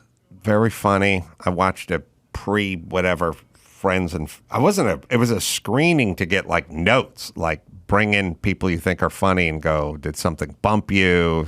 I was seeing Ted when he was a tennis ball on a stick and stuff like that. Like, it was really kind of cool. Our newest staff member, Nicole, I think she worked on this movie. Oh, really? I heard her say something like that, yeah.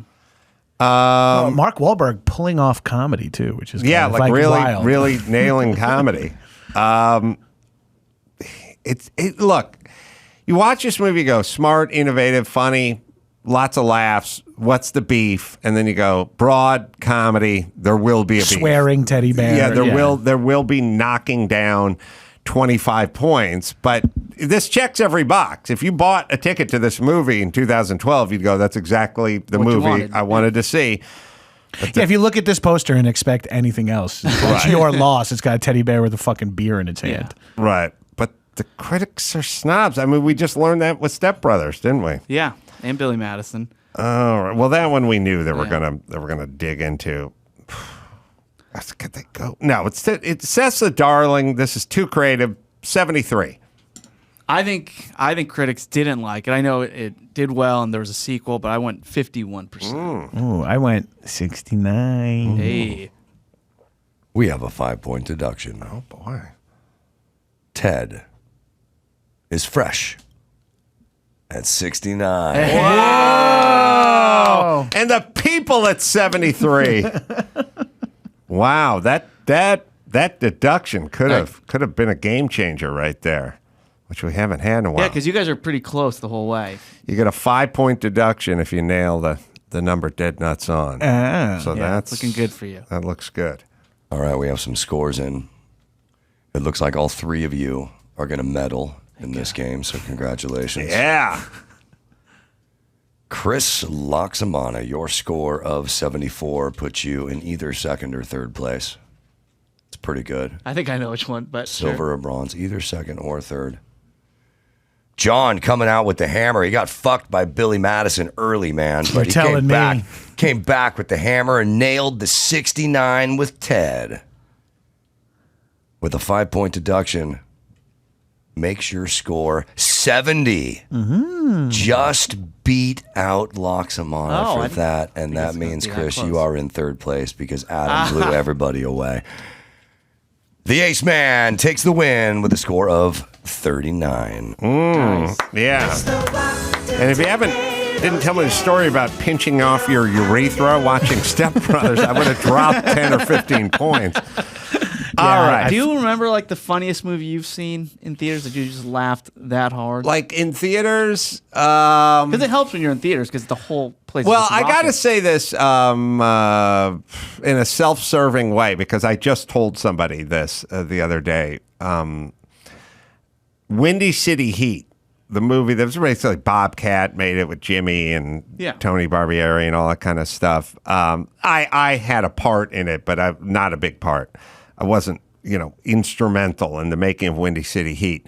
I have seen that movie in a full movie house, and I've never heard more out loud laughing. It's not even the best comedy, but the most out loud laughs I've heard in a theater would be watching Windy City Heat, which people need to see if they haven't. Oh, hell yeah. Although I tried to explain it to my daughter the other day, and I really got like 10 minutes in, I got confused, and I couldn't really explain it. But Jimmy sent me a note that said we're coming up on the 20-year anniversary of Windy City Heat, and then I was trying to explain to my daughter what Windy City Heat was, and I couldn't. Well, with the success of that show, Jury Duty, I think it'd be easier to explain Windy City Heat. It's just like, you're right. Yeah, with we're James about Marsden. James Marsden. We're about 2 years away from like 11 hidden camera shows hitting the market. Now everyone's like, we need our Jury Duty. Yeah. Everybody's in on we it, learned but the this wrong guy. lesson here. Yeah. All right, we'll take a break. We'll come back. We'll do the news right after this. First, there's the Jordan Harbinger Show. The Jordan Harbinger Show, a different kind of sponsor for this episode, the Jordan Harbinger Show. Well, if you're a fan of fascinating podcasts and interesting people, you should definitely check this one out. There's an episode for everyone, no matter what you're into. Jordan talks with Scott Adams about persuasion in a world where facts don't matter anymore. Man, is he right. Or you go inside the dark world of wildlife trafficking. You'll always find something useful to apply to your own life, like routine changes to boost productivity or slight mindset tweaks to change how you see the world. Jordan's a good guy. We've had him on many times. I know the man well, and he's worth a listen. We enjoy the show, and we know you will too. So you can search The Jordan Harbinger Show. That is HARB as in boy, IN as in Nancy, GER on Apple Podcasts, Spotify, or wherever you listen to podcasts. All right. Let's do some news. All right, so biggest story right now. Paul Rubens, the actor best known for portraying Pee-wee Herman. It's been announced that he died Sunday night after a private bout of cancer. He was 70 years old. He put there's a statement posted to his Instagram after his death. Quote, "Please accept my apology for not going public with what I've been facing the last 6 years. I have always felt a huge amount of love and respect from my friends, fans, and supporters. I have loved you all so much and enjoyed making art for you." I know it's how life works. If you stick around enough, then a lot of people are just going to die around you. Yeah. I know that's how it works, but the Norm MacDonalds out there Right. and the Gilbert Godfreys and stuff, and now Pee-wee Herman, all these guys that I've sort of watched and knew and thought about all the time. It's Bob Saget. So like, it's not. I don't like it. I'm going to come out against this. You're anti-death. We're here. You're not a fan of people death. I know. Oh yeah, you're fine with them. Yeah, People you know and the you little like. people. You guys, let them go. Lemmings go right off the cliff. R.I.P. bitches. Yeah. Right. Yeah, take your kids with you, but not the people I sort of watch. Every time a comic icon dies, it's depressing on like layers because it's like, fuck, this guy meant so much to me, and then also I got to watch all my peers talk about how it meant so much to them, or make up how this person was important to them, or whatever. But this is a fucking hard one because not only was he like, Pee-wee had like stages in your life, right? Because if I watched Pee-wee's Playhouse not knowing about like acting and creating, I was just like, oh, look, it's like a weird old man. Yeah. And then Right. you get older and you're like, that dude like created that. And he's like, and then it's like adds these layers of richness to it once you become a performer and you know what that must have been. Like for 15 years of my life, he was just the guy who jerked off in a theater. And now like, but on both sides of that, he was like an absolute comic genius who meant so much to me. Right. But like, we were just like, It feels crazy. Like I've had these multi-stage relationship with Pee-wee Herman throughout my life. Yeah, the theater theory I've always had that a lot of people reject, but I kind of stand by it. I like to take a deep dive in the. I like approaching things from sort of analytic psychology approach, and I always thought, and I don't know what year the theater 91. incident. It was in Florida. 1991. Yeah. Got busted for basically doing an extended dance version of what you were doing with your dick during Step Brothers, just grabbing it and pinching it. He just did a little better job of it. Yeah, I mean, if I had a famous kid show at that point, I might have gone down hard. But I thought I have the same thoughts. It's like when the guy goes, and I go, well, how did you catch your husband cheating? And then they go, he just told me to get his phone when he was in the den, and I took his phone. I got his phone. I started blowing up. Some chick named Nancy kept texting him, and then I looked back, and then so I texted her. It's like, did he want to get caught?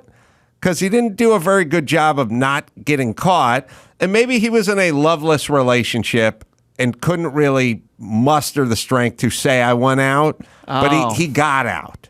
This is the way he got out. Right. And I always think when people do things, especially like here he is. He's an amazing artist. He's a performer. He's a groundlings guy. And he gets buried under this Pee-wee character where he has to play a snot-nosed 11-year-old for the rest of his life. You know what I mean? it's like a weird like Black Mirror episode. It's like a blessing and a curse. Right. But he's now, getting money, but he's trapped in the gray suit. Right, except for now you're 41 and you don't feel like getting dressed up in the stupid thing and getting on the Schwinn. Right, right. You don't want to do it, but there's so much money, and if you told your agent, hey, no more, they'd be like, well, we're doing a sequel, or they got a thing, we're going to do a live Vegas show or something. So you just go do this, and then you don't have to put the outfit on anymore. Now, do you know what you're doing? I don't know. But is it a subconscious choice to be there? Well, Yeah. much like the guy who's having the affair, if that guy's mindset was, I can never let my wife find this out. I never want to get divorced. I love her. My kids are young. Like, I don't think he ever goes, go grab my phone and bring it in. Right. Bring it in. Yeah, you just don't. Protective of it, yeah. You don't do it. So I always thought there was a part of him that just wanted to get out of that character. I think with hindsight, was it an adult theater?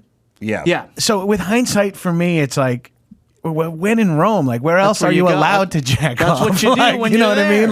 there. Like, yes, maybe it's not ideal for someone who's playing a kid, like a character on a kid show, to be doing that just for the optics of it. But if you can't jerk off in an adult theater, what the fuck are we even doing? Like, we used to have adult theaters in this country. I think the answer is you got a VHS recorder at home. Oh yeah, I mean you got to build a home theater. You got Pee-wee money. Yeah, You but I got want big top surround money. sound. Right. Yeah. Yeah. I mean, look, I didn't want to Bobby Hole, Paul Reuben, but with this send off. But yeah, so that happened in '91. He pleaded no contest to the crime. He was still required to complete 75 hours of service. But if you're wondering what he was thinking, actually, a rep just announced that he confirmed that Paul recently penned the first draft of his upcoming memoir. So maybe we'll get some insight into that if they release that ever. And also, he's putting the finishing touches on 2 more Pee-wee movie scripts, and was developing a variety show and a Western called Fancy Pants. At that time. Yeah.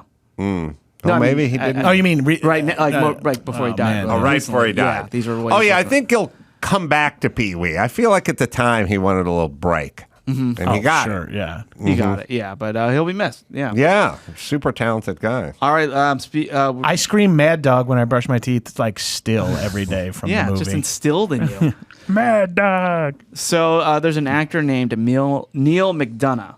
You've seen him. He's in Band of Brothers, Minority Report. He's been on this Yellowstone. show. Yeah.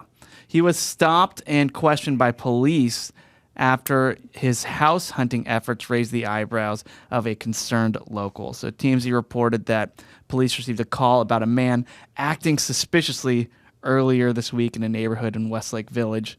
And the caller reportedly feared the person was casing the area and causing trouble after observing him driving through the neighborhood, emerging from his car and knocking on doors. So it was later revealed that, Neil was just looking for houses. He was in the market. And and police let him go. There are some people who will just go knock on your door and ask you if you want to sell your house. And I never, they think I'm going to go, hold on, let me get dressed. Yeah. I got to get all my shit out today. I hadn't thought of that. Yeah, fuck it. Let's go. How much did you say? Yeah, sure. Hold on. Let me just get a box and start going. Honey, we're finally moving to Hawaii. Yeah. Yeah, I guess that's what he was doing. But I think all white people like this because if it was a black person, then there'd be a big brouhaha. But we'll do it to Whitey. We'll do it to anyone who looks suspicious walking around. I think also that just goes to show you neighborhood shit too. Of if you're in an actual neighborhood, someone walking around doesn't raise your neck hairs around. But if you live in Westlake Village or in someone just walking around is okay, we should call the police. What is this person doing here? Yeah. I live in West Hollywood. It's if you called, when someone's acting suspicious, I'd have we'd have a full police presence full time. You're in West Hollywood. Have you seen the community ambassadors and whoever they have instead of the police? Oh, the guys, they've been around forever. The fucking blue polo guys on bicycles that are allegedly helping out, but they just seem to be riding in packs of 5 up and down Santa Monica Boulevard, not doing much of anything. They don't have guns or weapons or anything, do they? I don't think so. No, they just have to call the cops when shit gets out of hand. Yeah, yeah. So speaking of McDonald's, just a reminder, he was fired from this his starring role in the show Scoundrels, for refusing to film sex scenes. Oh, that's he right. Was, really heavy Catholic and family man. Yeah. Yeah. I always get Neil McDonough and Adam Morse confused. They're 2 big, stoic, gray-haired, badass guys. Right. David Morse. Sorry, not Adam Morse. I always get those 2 dudes confused, but now I know which one is which. Because David Morse fucks on camera. No, I'm just kidding. I have no idea. So speaking of people calling the cops on others, though, did you hear that story about that woman in Alabama who faked a kidnapping?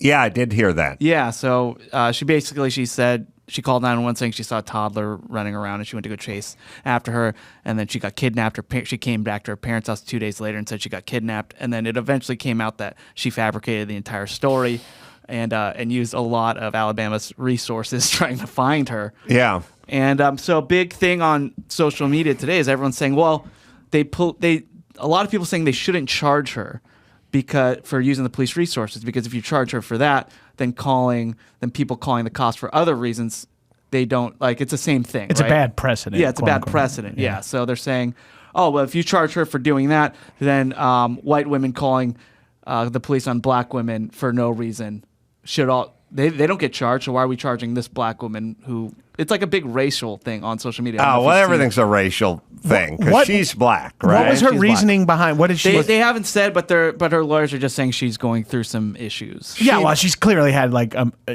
mental health episode of some sort. exactly. If she imagined a kid, she lied, and if you lie, or we can prove you're lying, and also there's a lot more resources if you were abducted than calling somebody some Karen inside of a Costco or something. It's stupid, but it's just the if you're way getting the to SWAT sort team of, against Neil McDonough is a little different than having It's just a way to sort of inject race into everything, and it's happening. Yes, All right, good. Alabama's got plenty of race shit to do. Deal with. We don't need to add anything on their plate. But if they have a Top Golf and a spearmint rhino, when did the spearmint rhino enter the chat? Well, the spearmint rhino came in when because the points you have, your frequent flyer points with them, they travel, right? So if you go to Alabama, you're medallion status with the spearmint. Yeah, I'm medallion Mr. status. Carolla, loyalty member, right this way. You're free mimosa, sir. We realized that they opened a spearmint rhino right next to our hotel in Boise, and it was right next to us. And I don't hang out at strip clubs these days, but I like when a chain says, "Look, we're going to invest some money in a town," and we feel pretty good about our return on investment. Appreciate what it does for the economy. Yeah, but the spearmint rhino, the Top Golf, and the PF Chang's. All right. Well, speaking of strippers, ex-stripper Cardi B was in the news. So she was performing in Vegas, and she got splashed with water while performing, and she threw her microphone at the woman pretty hard. I'm on Cardi's side. You are? Okay, so let's watch it. There are a few Fully. different angles. So here's the first one that's going to It's a wide angle, so she gets splashed. Oh, that was a real throw. Yeah, just launches her microphone at this lady. Well, the music is still playing. By the way, her vocals are still going. But how does it? By the way, let me just say something. If you are performing and you're a queen and you're doing Bohemian Rhapsody, then maybe you need that background thing playing. Right.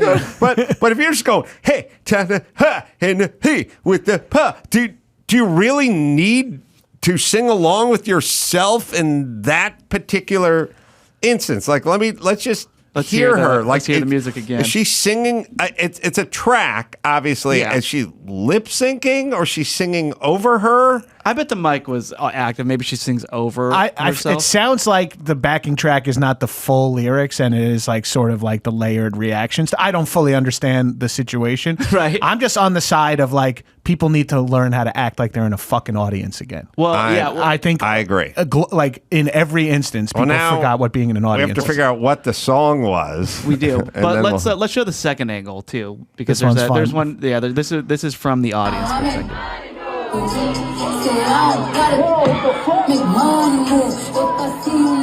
Yeah, so she got nailed to the water and she's looking pissed. Her timing was good because it was right where the lyrics went. What the fuck is wrong with you? Yeah, she did it right when the beat dropped. So maybe she was in on it. So there's another video that's really great. Now this shows the audience members' reaction. I love this one. No, the angle 3, guys.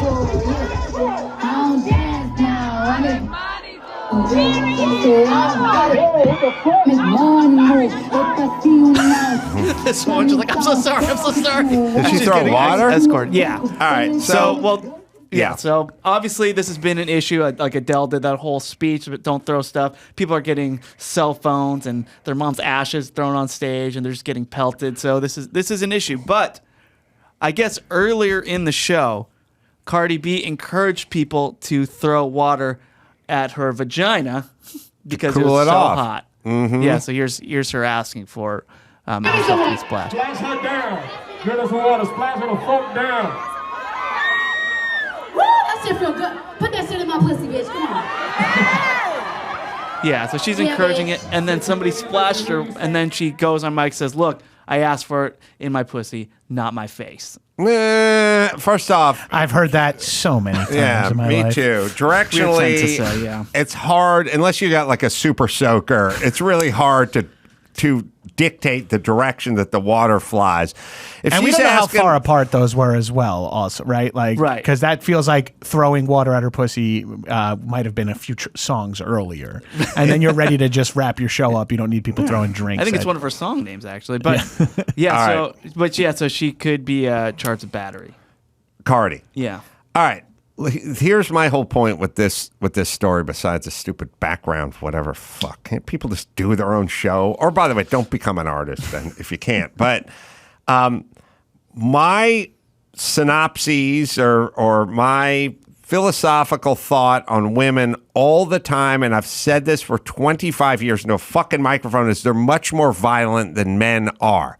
They don't cause the destruction that men cause, but they're much more violent than men are, which I've always said. Anyone who's been with a woman, step back like in the kitchen, step on her foot. Step on her foot, watch how fast her fucking hand flies out and whacks you. They whack you immediately. They don't, guys slide their foot out and probably do a dude or my foot or whatever. Women's hands just go sailing from their hips. Like you step on a woman or you're just like fucking around, like, or you do something. Sometimes every once in a while you're doing and you like hit them with your elbow or something. They just whack. It's instinctive, reactionary. Like, you know, when the doctor tests your reflexes and hits you with the little rubber hammer and your shin just kicks. They just kick. It's reactionary, So yeah. you do that to a woman and the mic goes sailing at your head. You do that to a dude, and maybe they call security, or maybe they do something. It's a reflex. But that they have. it's a reflex. Somebody threw water at me. I'm not going to throw this object at their head. Women are much more aggressive that way. You but may be onto something because I'm 100% on it. I've always known it. Step on a woman's foot and see how fast her fucking hand smacks you. They don't say excuse you. They just whack you. Mm-hmm. And we were talking earlier about men learn to regulate. Men understand too, but they also understand this microphone could fucking give someone 13 stitches in their forehead. I can't just, and I'm a man. I can't throw a microphone as hard as I want at somebody's head from 4 feet away. I could fuck them up. So we learn to kind of regulate, and then sort of like you get hit with the water and your initial thing is fuck, and then your next thing is, but I can't take a potted plant and throw it at somebody's head. I'll be considered like angry and violent forever if I do that. And I'm strong. Right. Like I could hurt this person. Yeah, well, remember Axl Rose did that in like December. He threw his microphone out, like the way a drummer throws his drumsticks out to the crowd. Like he threw his microphone out and nailed somebody in the face. And that person went to the hospital and he announced, okay, we're not doing that anymore. I've been doing it for decades. And he did No it more. like for fun too, not even with like malice or whatever. This is vengeance. But Cardi B, I guess, has a history. I mean, there are montages on I'll also call Twitter, but there are montages of her just like throwing her shoe, throwing microphones. Like she just instantly just throws shit. And if you step on her foot in a kitchen, she will throw her hand at your face. Like, Right. I guess I'll just take this opportunity to just harp on like we need to. I'm not saying we need to be like civilized and seated and golf clapping, but I think audiences could use a like light return to like we're in a public space again. Like I don't want to be that guy, but in the movies, people are fucking like on their phones and like, and it's like you don't have to be here for this. And people at comedy shows will just talk back to you as if like that's what they're supposed to be doing, and you're like, this isn't the dynamic. Like this is not your house. We're also like home theatered out, and I also think everyone suffers from protagonist disease, and they're like, I'm the star of this show tonight about a guy going to a comedy show. It's like, no, the person on stage is the star for fucking 2 minutes, and that's really hard for a lot of people to process. We got busted watching Oppenheimer, which is like we walked into the theater and our seats were like in the nosebleedy. Well, it was a IMAX, but we were sitting in the very last row, and somebody's got to work the sight lines out, which is sitting in the last row at the IMAX with the handicap wide row, like 3 rows down below us. When you sat in our seats, you saw the back, the outline. It was like, oh God, I saw the back backlit, frontlit outline of the whole row of heads. Like Mystery Science Theater. Mystery Science Theater, that's what I was thinking of, taking up the screen. I hate that shit. So there was a whole big open group of seats in front of the handicap thing. So I was like, Mike and Rudy, the guy who opens for me, I was like, well, let's just go down there. The movie's fucking starting now. We just went down there and we sat down and we're there. But the line at the concessions were so long with the fucking Barbie bitches over there that even after the movie just started, fucking somebody came in. Hey, I'm K-17 or whatever. Yeah, like, and we're fuck. sitting in their seat. And it's a double bad. It's a double bad because Rudy's at the end and he gets the wrong message, which is all we have to do is slide down one and we're good. So we get up. Sliding down one puts me next to a dude for 3 hours. Yep. So we get up and I go, Mike, you're in the middle. You're at the end now. Take that seat. I'm going to keep my seat. Slide over. Rudy, you slide over. We sit back down again and they go, no, not. You misunderstood. Like you got to go walk around and go find. So we went to the side. It's been a minute since I've been pulled out of a seat at a ball game or a theater or whatever, but we were. And then Mike fell asleep. Yeah. So and that's where he ended up. Yes, women much more instinctively or immediately violent than men. But I also think a lot of that is because they don't think they can do the damage men can do. And so they just react. I think that might be part of it too. Yeah, and like you, if like you're a 6'2", 300-pound guy your whole life, you've been like in the way or accidentally knocking into people. So I'm super self-conscious about that. But I feel like if you're a tiny woman who's been like shoved around on a subway or something, you know what I mean, or like jammed in between two guys, Wall Street dudes' backpacks at some point, your energy is like is reactionary, and right. Carrying that shit with you forever is not ideal. And speaking of audience members who don't really know boundaries with the performers, how much longer till we do have that chain link fence like in Roadhouse between the audience and the band for the blind Well, guitar player? Yeah. So, started with the Blues Brothers and Chicken Wire. Right. I think Roadhouse was Chicken Wire too. And then that band and that guy's name's Jeff Healey. Mm-hmm. And Jeff Healey was the blind guitar player who played the guitar with the thing flat on his lap. Was it lap steel? Yeah. And he died in 2008. Why? At a young age.